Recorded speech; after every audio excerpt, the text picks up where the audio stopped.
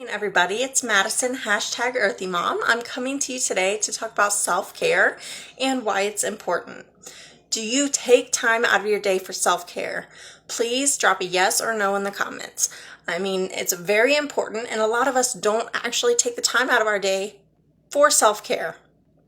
It's actually necessary just to keep yourself feeling good and, feeling great about yourself, self-esteem, and to make sure you don't get drained and worn out. Because I know as a mom and a business owner, I'm sure most of you can relate to this, that you're always helping other people and you're always the last one on the list. You got to take care of your kids, you got clients, you might have a spouse, and all of those things, they take attention. And then at the end of the day, you don't necessarily have enough time for yourself unless you make sure that you have the time. You have to schedule that time and make sure that you stick to it. Don't just say, oh, it's okay, I'll do it tomorrow. Or like with my hair, I know I've done this a lot of times. I'm so guilty of this. I, look at my hair, I'm like, oh, it doesn't look very good. I'll just put it up in a bun. Like I always have it in a bun. And then I'm like, I'll just get it done next week. It's okay, I get paid next week, I'll just get it done next week. And then next week comes around and, there's so many other things going on and I just don't ever get to it. By the time I get to it, my hair's like way grown out. It's looking crazy and needed a cut like 3 months ago. And, it's not right. You need to make sure that you take care of yourself, because if you're not taken care of, how can you take care of anybody else? I mean, if you're feeling worn down and exhausted and unhappy, then those feelings rub off in every other area of your life. And it doesn't have to be much. It can be like 30 minutes at the end of the night. Like this morning, I woke up and I've been going ever since. My daughter just finally laid down to go to bed. I've been fighting with her. She's been up and down. And finally she's laid down. So I started to make myself this face mask because I wanted to hang out in the bathtub with my homemade bath bombs and relax. But it's like past 10 o'clock at night here.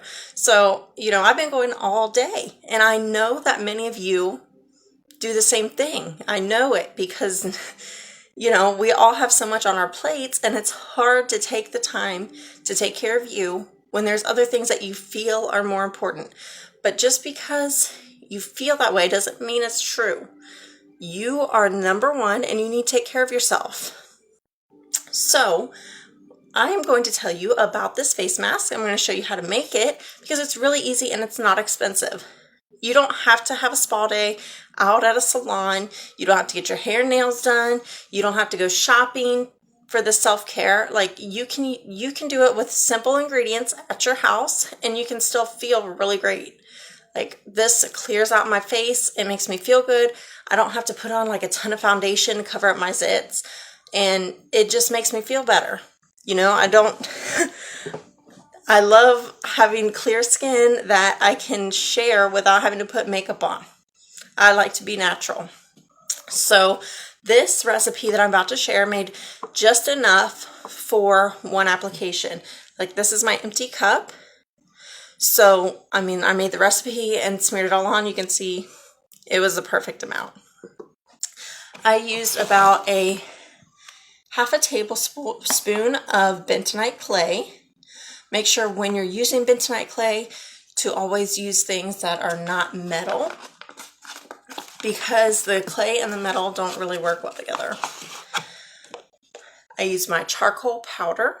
I used not even a teaspoon of this. I didn't use very much at all, just enough, to mix into the clay to make it that darker color and, to give it that extra detoxing effect because the bentonite clay is already detoxing. Then I added lavender tea tree, which, lavender is really great for the skin, and then tea tree helps with my acne. So I add tea tree to my facial routine all the time just to make sure that my face is clear because I do tend to break out a lot. I get hormonal acne, I get stress acne, so anything I could do to clear that up, especially if it's natural, I will do it. And then I just mixed all of those together. I used about 2 to 3 drops of the oil. I didn't use very much of the oil. And then I added just enough water to make it kind of a mud. And then smeared it all over my face. And as you can see, part of it's drying and part of it's still wet. Once it all dries, I'll wash it off with warm water and then dry my face off. Whenever you use bentonite clay, it does tend to make your face a little bit red. So it's not that you're allergic. It's not that you did anything wrong. It's just that's the way the clay reacts to the skin, and it'll go away in about 10 minutes. So I'm going to take some time. I'm going to take about 30 to 40 minutes for myself, let this face mask finish drying, and enjoy my homemade bath bombs that I will be sharing the link to a blog post with a recipe for these in the comments. As you can see too, like I don't have a fancy bath bomb mold.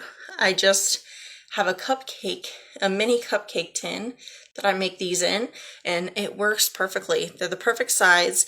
These that I made have lavender and Epsom salts, and I put some oil in there too, so they make my skin really soft and smooth, and the Epsom salts help with aches and pains. The lavender is relaxing, so I really love these bath bombs, and I am really excited to share the recipe with you guys.